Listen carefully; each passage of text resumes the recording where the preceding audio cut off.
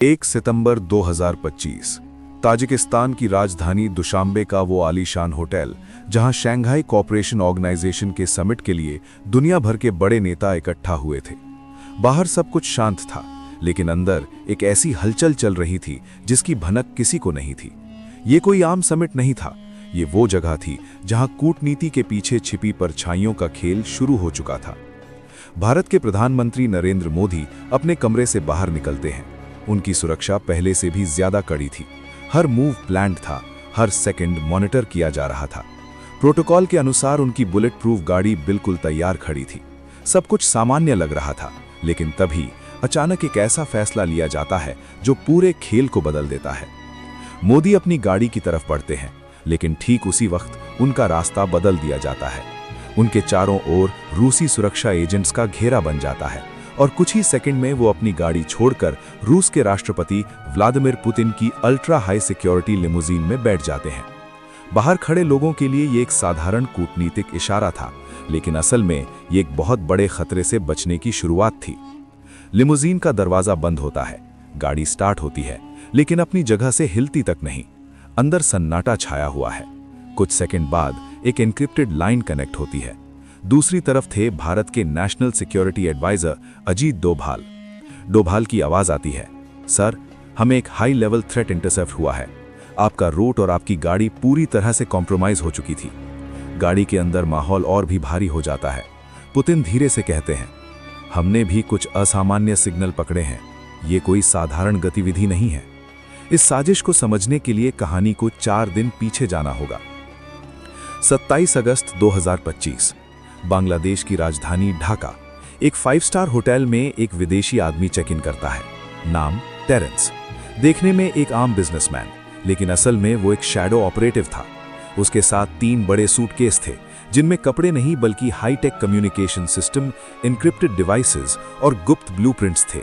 उसका मिशन था एक ऐसा कमांड सेंटर तैयार करना जिससे दूर बैठकर किसी बड़े ऑपरेशन को कंट्रोल किया जा सके। वो शांत था, धैर्य में था और अपने सही समय का इंतजार कर रहा था। उधर रूस की खुफिया एजेंसी SVR को कुछ अजीब रेडियो सिग्नल मिलते हैं। ये सामान्य सिग्नल नहीं थे, बल्कि हाई लेवल एन्क्रिप्टेड फ्रीक्वेंसीज थीं जो ढाका और समिट के बीच एक्टिव थीं। ये जानकारी तुरंत भारत की खुफिया agency research and analysis wing को दी जाती है। नई दिल्ली में उसी रात एक इमरजेंसी मीटिंग होती है। कमरे में सन्नाटा था, टेबल पर फाइलें थीं और सामने बैठे थे अजीत डोभाल। रॉ के एक अधिकारी कहते हैं, सर, हमें शक है कि टारगेट प्रधानमंत्री हो सकते हैं। कुछ पल की खामोशी के बाद डोभाल जवाब देते हैं, अगर ये सच है तो हम इस खेल को खत्म करेंगे बिना शोर के। प्लान तैयार होता है, ऑपरेशन साइलेंट टेक डाउन। रणनीति साफ थी, जब तक टेरेंस एक्टिव है, खतरा एक्टिव है। अगर उसका कनेक्शन काट दिया जाए तो पूरा नेटवर्क खुद ही खत्म हो जाएगा। 1 सितंबर की रात, ढाका का वही होटल। टेरेंस अपने कमरे में बैठा था। उसे यकीन था कि सब कुछ उसके कंट्रोल में है, लेकिन उसे नहीं पता था कि उसके आसपास का हर सिस्टम पहले ही ब्रीच हो चुका है। धीरे धीरे उसकी दुनिया टूटने लगती है। उसका सिस्टम फेल होने लगता है। वो कोशिश करता है कंट्रोल वापस लेने की, लेकिन बहुत देर हो चुकी थी। कुछ ही मिनटों में सब कुछ खत्म हो जाता है, बिना शोर, बिना किसी हंगामे के। उधर समिट में सब कुछ सामान्य चलता रहता है। दुनिया वही देखती है जो उसे दिखाया जाता है। मोदी और पुतिन एक साथ, एक ही गाड़ी में, एक मजबूत दोस्ती का प्रतीक। लेकिन सच्चाई इससे कहीं ज्यादा गहरी थी। 2 सितंबर को भारत लौटने के बाद नरेंद्र मोदी एक मंच पर आते हैं और कहते हैं, आप तालियां इसलिए बजा रहे हैं कि मैं गया था या इसलिए कि मैं वापस आ गया। ये एक साधारण लाइन नहीं थी, ये एक संदेश था उन लोगों के लिए जो इस खेल को पर्दे के पीछे से चला रहे थे। दुनिया में हर जंग बंदूक से नहीं लड़ी जाती।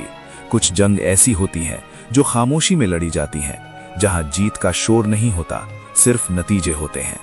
और ये कहानी उसी खामोश जीत की थी। जय हिंद, जय भारत।